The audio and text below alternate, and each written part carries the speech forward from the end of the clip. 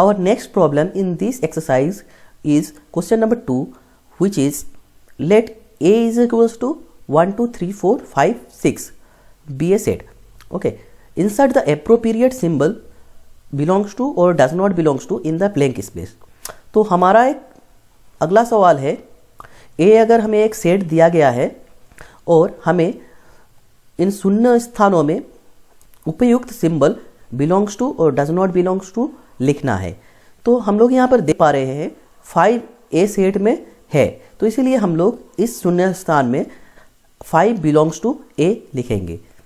Next हम लोग देख पा रहे हैं 8 जो एलिमेंट है 8 इस A सेट में नहीं है, तो इसलिए हम लोग यहाँ पर लिखेंगे 8 does not belongs to A। उसके बाद हम लोग देख पा रहे हैं 0 जो एलिमेंट है ये A सेट में नहीं है, तो हम लोग इसको लिखेंगे 0 does not belongs to A। उसके बाद 4 जो एलिमेंट है वो A सेट में है, तो इसीलिए हम लोग यहाँ पर लिखेंगे 4 बिलोंग्स टू A। उसके बाद यहाँ पर हम लोग देख पा रहे हैं कि 2 A सेट का एलिमेंट है, तो हम लोग लिखेंगे यहाँ पर symbolically 2 belongs to A। Our next problem which is question number 3, write the following sets in roster form. तो हमें नीचे दिए गए सेट्स जो कि सेट बिल्डर फॉर्म में है उसे हमें रोस्टर फॉर्म में कन्वर्ट करना है। तो हमारा पहला गिवन सेट है A is equals to within bracket x such that x is an integer and -3 less equals to x less than 7। तो इसका मतलब है इस सेट में वही सारे एलिमेंट्स रहेंगे जो इंटीजर है एंड जिसका वैल्यू -3 से इक्वल और -3 से बड़े लेकिन 7 से छोटे हैं। तो therefore the integer numbers which are greater than or equal to 3 and less than 7 are -3, -2, -1, 0, 1, 2, 3, 4, 5, 6। तो यही सारे नंबर A सेट के अंदर है। तो अगर हम लोग इस नंबर्स को कर्ली ब्रैकेट के अंदर कॉमा दे के लिखते हैं तो हमें जो गिवन सेट है A जो कि एक सेट बिल्डर फॉर्म में है उसका रोस्टर फॉर्म मिल जाएगा। तो यही है A सेट का रोस्टर फॉर्म। हमारा अगला सेट है B is equals to within bracket x such that x is a natural number and less than 6। तो B सेट के अंदर वही सारे नंबर्स रहेंगे जो नेचुरल नंबर है और 6 से छोटे हैं।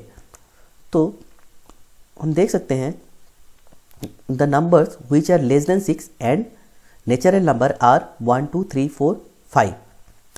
क्योंकि 1 से छोटा कोई नेचुरल नंबर नहीं होता है तो इसीलिए 1 से छोटा कोई नंबर B सेट के अंदर नहीं रहेगा। तो और क्योंकि 6 या 6 से बड़ा कोई नंबर B सेट में नहीं है तो यही सारे नंबर है जो कि B सेट में है। तो अगर हम लोग इस नंबर्स को विद इन ब्रैकेट कॉमा दे के लिखते हैं तो हमें B सेट जो कि सेट बिल्डर फॉर्म में है उसका रोस्टर फॉर्म और टेबुलर फॉर्म मिल जाएगा। तो यही है B सेट का रोस्टर फॉर्म और टेबुलर फॉर्म। हमारा अगला सेट है C is equals to within bracket x such that x is a 2 digit natural number such that the sum of its digits is 8। तो C set के अंदर वही सारे 2 digit natural number हैं जिनका 2 डिजिट का सम 8 है। तो हम देख सकते हैं 2 डिजिट जिसका सम 8 होता है वो है 1 + 7 is equals to 8, 2 + 6 is equals to 8, 3 + 5 is equals to 8, 4 + 4 is equals to 8 and 8 + 0 is equals to 8। तो इसका मतलब है 17 दैट इज 17 C सेट में है। सिमिलरली 71 भी इस सेट में रहेगा। सिमिलरली 26 और 62 भी C सेट के अंदर है। 35 और 53 भी C सेट में है। 44 भी C सेट में रहेगा। 8080 ये भी C सेट के अंदर है, लेकिन 08 इस सेट में नहीं रहेगा क्योंकि 08 एक सिंगल डिजिट नंबर है, तो 08 C सेट के अंदर नहीं रहेगा। तो C सेट के अंदर 17, 26, 35, 44, 53, 62, 71, 80 यही सारे नंबर C सेट के अंदर हैं। तो ये जो है C is equals to within bracket 17 26, 35, 44, 53, 62, 71, 80, ये जो सेट मिला हमें, यही है सी सेट, जो कि सेट बिल्डर फॉर्म में था, उसका टेबुलर फॉर्म और roster form. Our next set is D is equals to x such that x is a prime number which is divisor of 60. तो D सेट के अंदर वही सारे एलिमेंट्स रहेंगे जो कि प्राइम नंबर है और 60 को डिवाइड करता है. तो 60 के डिविजर्स हैं 2, 3, 4, 5, 10, 15, 30 और 60.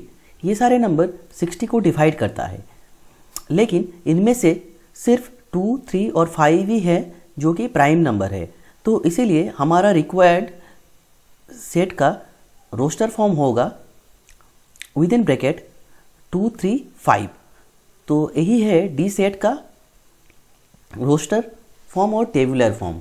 हमारा अगला सेट है E is equals to the set of all letters in the word trigonometry.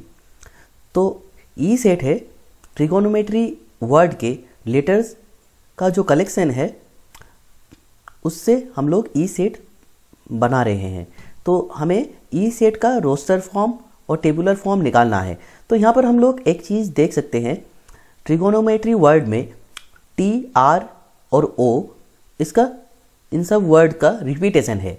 लेकिन क्योंकि since repetition is not allowed while writing set in roster form, the required roster form of the set will be E is equals to TRIGONMEY.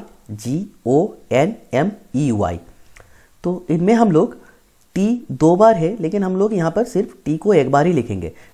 Roster form में हम लोग एक ही element को 2 बार नहीं लिख सकते, क्योंकि सेट में जो एलिमेंट्स होते हैं वो डिस्टिंक्ट एलिमेंट्स होते हैं. तो इसीलिए ये है ई सेट का रिक्वायर्ड रोस्टर फॉर्म.